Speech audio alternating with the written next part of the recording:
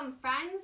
I'm Lisa Levenger from Accelerated Literacy Learning, and I'm thrilled to welcome you for another morning of poetry and to greet you with a hearty all for poetry and poetry for all. I wanted to share some wow lines I received this week from some of you poets out there who've actually been submitting poetry to our website. You can find us at acceleratedliteracylearning.com. And if you're interested in participating in our first annual poetry contest, you can send your submissions to Susan at acceleratedliteracylearning.com. You will be eligible to win prizes, some ALL swag, and some poetry books to inspire your poetry writing for the rest of your lives. Listen to this poem I received just yesterday. It goes like this. I'm just going to share the wow line that really spoke to my heart.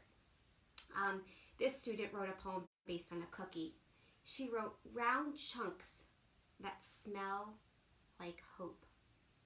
Isn't that amazing? I also received another poem from my friend Madison, and she wrote, "Trees falling, silent crashing, hope scatters." Oh, another poem that has the word hope in it, but yet so different. I really just am so grateful that you're sharing your poetry with us. And keep collecting those poems in your designated poetry folder so that when it's time to actually submit something, you'll be able to go refer right back to your folder. We have done a lot, my friends. I want to just go over to our poetry and kind of review some of the things we've done since we started working together at the beginning of April. We've talked about how poets observe ordinary objects and make them extraordinary with their observations and their words. We've talked about how poetry is a wonderful way to explore feelings. We went on to talk about how poems have rhythm and form. We learned that poems paint pictures in our minds, and some of you actually used watercolor or crayon or crayons and went through poetry and found that wow line, that one line that you really connected with, and then matched the illustration to those words. We also talked about how poets use their five senses to enrich their poems. Last week I shared with you what I called chip writing as I went through the five senses and actually ate chips alongside you, and some of you responded with poems about milkshakes and cookies and carrots, so it's all very exciting. We talked about how poems can rhyme. That's a technique that poets can use if they choose to. It's one of the tools in their toolkits. All poems have rhythm, but not all poems rhyme. Also, we've learned that poets can look at a list to really inspire their poetry. I'm going to go and revisit one of the things that Susan taught us during one of the first weeks we worked together, which is that poems have rhythm and form. And the form that we're going to explore today, and I'm really excited, is haiku. Haiku is a form of poetry that actually originated in Japan. And there are three things that make haiku very distinct. The first thing is that poems follow a very specific pattern, and that pattern really plays into that rhythm component of poetry. And I'll talk about that in a few minutes. Also, what I love about haiku is when you write haiku, you just are really in the present and you're capturing one snapshot. So you're in a haiku moment. And what an important message as we live our lives today, to just live in the moment. And that's what poets who do haiku do. They hang there in that moment and they really preserve that moment. The other thing that haiku poets do is they really focus on one object, and that object is usually something from nature. The last thing that haiku does that I love is that the very last line of that poem of haiku, the poems are so short, they're only 3 lines. That last line is kind of the twist. It has a surprise zinger at the end. So haiku is something that really feels intimidating at first, but as I break it down, I think you'll see that it's something that's very doable and actually a wonderful way to capture those small moments that we talk a lot about as writers. I actually collect poems in my poetry journal, and I'm going to invite you to start not only keeping a poetry folder as you've been doing since the beginning of the month, but to really embrace the idea of keeping a poetry journal. So in my poetry journal, I have poems by students like you. I have poems that I love that I just put into my journal and I collect them. And I I even have in here some poems that I've written myself. I found some black line poetry in here, and what I'd like to share with you is my 3 favorite haikus to kind of show you them as mentor texts as we start to discover what haiku has in store for us. So the first poem is called Dragonfly, and it's by M.L. Kaiser. I know it'll be a little bit hard to see, so what I'm going to do is offer up the 3 haikus here on this chart, and I hope that you can see that there are 3 lines.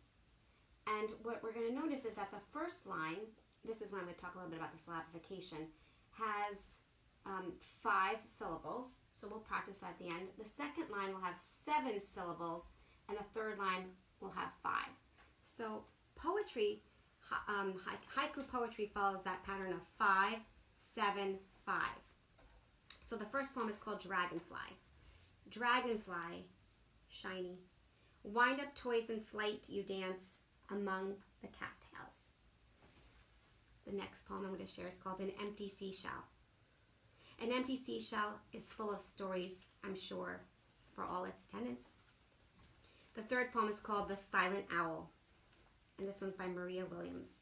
The silent owl swoops, silhouette on silver moon, prey unsuspecting. So the 3 things that really distinguish haiku from any other form of poetry is the syllabification. So let's see if we can match the syllables to those lines. That snapshot moment, and that surprise zinger at the end. So one way that you can count syllables is simply to use an egg shaker, or to clap out the syllables, or to do what some teachers call turtle talk, where you put your hand under your chin, and every time your chin moves down, that indicates a separate syllable. So let's see with Dragonfly, that first poem by M.L. Kaiser, if we can figure out the syllabification. So dragonfly, shiny. Dragonfly, shiny. There you go, 5 syllables. Wind up toy, in flight you dance. Wind up toy, in flight you dance. That's 7. The last line, among the cattails. Among the cattails, 5. So haiku follows that pattern of 5, 7, 5.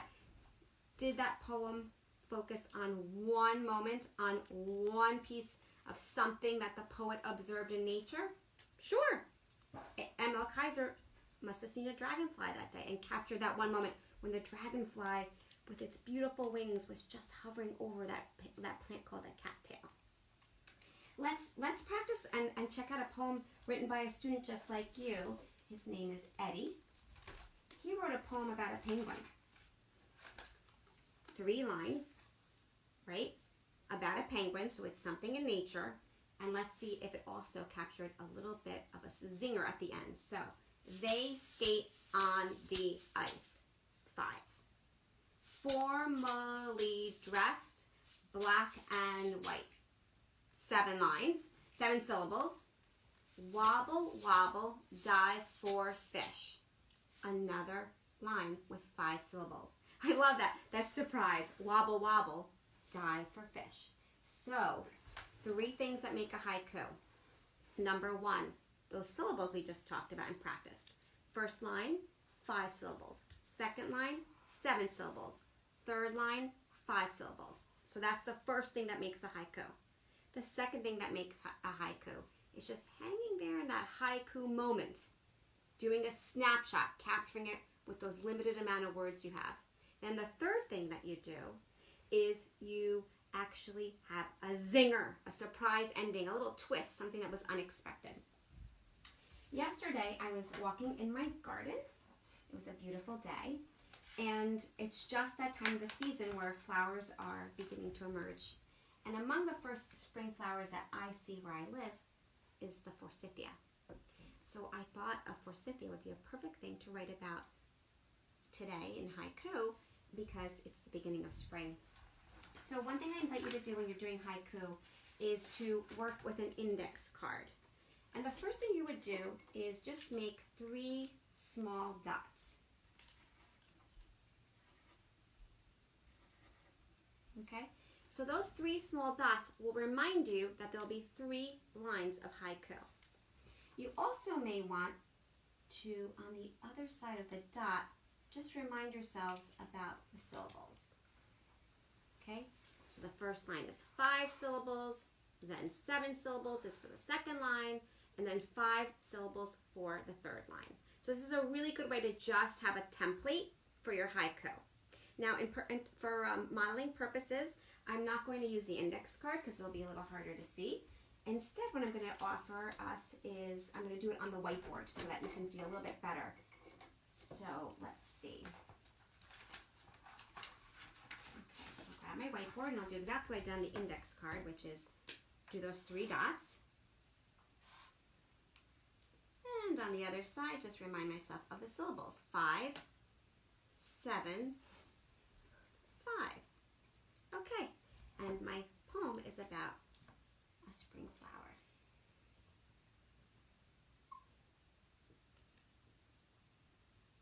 Okay, so I'll grab my shaker to remind myself of the sounds.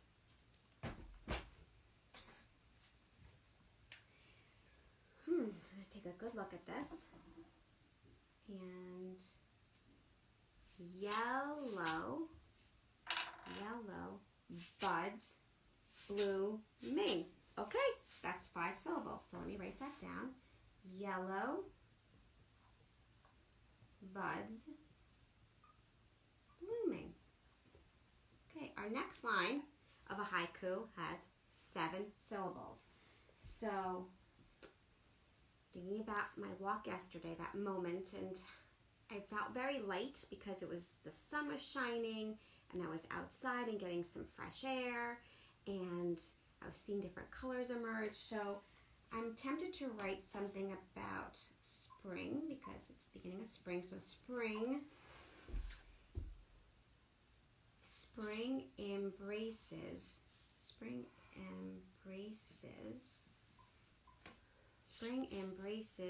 my spirit. Oh, that's 7. Spring embraces my spirit. Okay. Now for my last line, I need 5 syllables. But I also need that little zinger. Grab the claret. Okay, I have very bad allergies. So my zinger is, although I love the spring and I love being out with the flowers, it also starts the sneezing season for me. So grab the claritin. Okay, grab the claritin. Okay, so my first poem with you, my haiku, is yellow buds blooming. Spring embraces my spirit. Grab the claritin. 575, a moment in time, deeply observing nature with a little zinger at the end. I actually have a special treat for us today, and that is we have a visitor. And I'm going to call over our poet in residence. Come on over, poet in residence. Hi, everyone. How are you? I'm good. How are you? I'm good. I'm happy to be with you, poet in residence. Our poet in residence is actually going to help us play a little bit of a game. And the game that we're going to model, just the 2 of us, is a game that you can do with 2 people, but it's also a game that works wonderfully as you're sitting around dinner, and the more the merrier.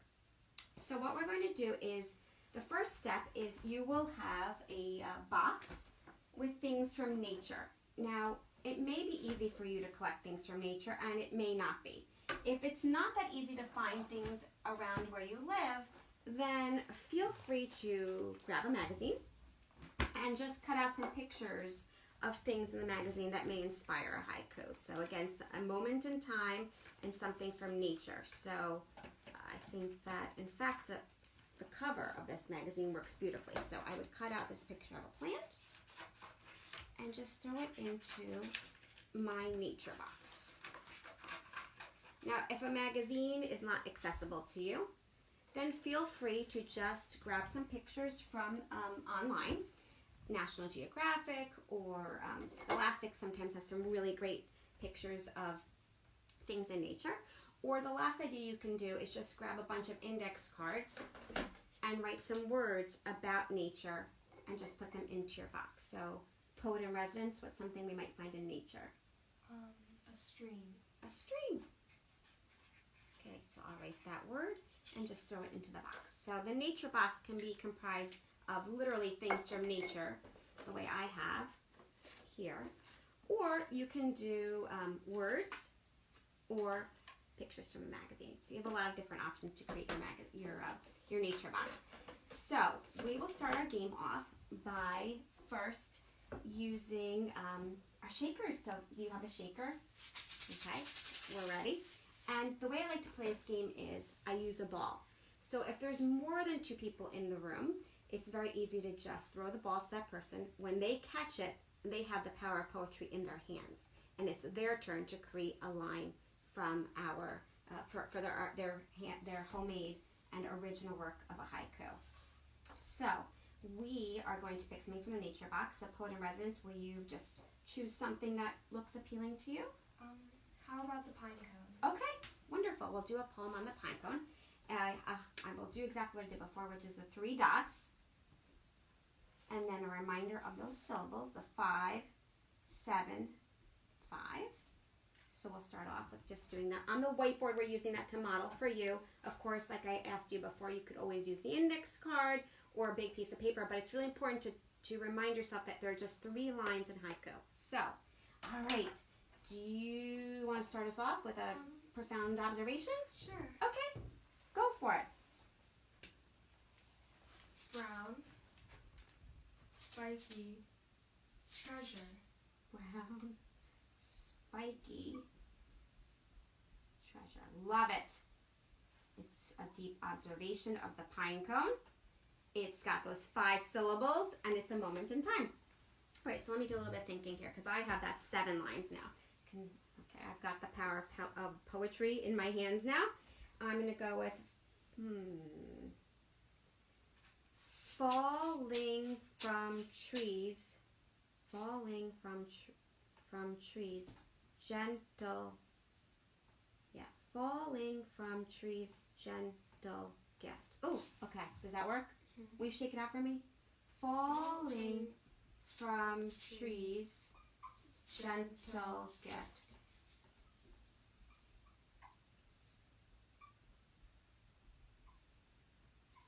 Okay. Power of poetry coming your way, madame. Thank you. Okay, you've got the last line. It's 5 syllables, but you gotta do a little zinger there. Hear it falling. Ouch. That's awesome. Okay, hear it falling. Ouch. So 5 syllables and that zinger at the end. That's perfect. Well, thank you so much for visiting me, Miss Poet in Residence. Thank you for having me, Mom. Thank you. So, I'm really excited. Haiku is highly attainable, highly doable, and something I really enjoy sharing with you. I invite you today to grab some items from nature, be it things that you actually can tangibly hold, or pictures that you find in a magazine or online, or just words that you simply throw into a box. I invite you to observe them deeply as we've done before together. And then I invite you to practice those syllables and really get into the rhythm of the 5, the 7, and the 5.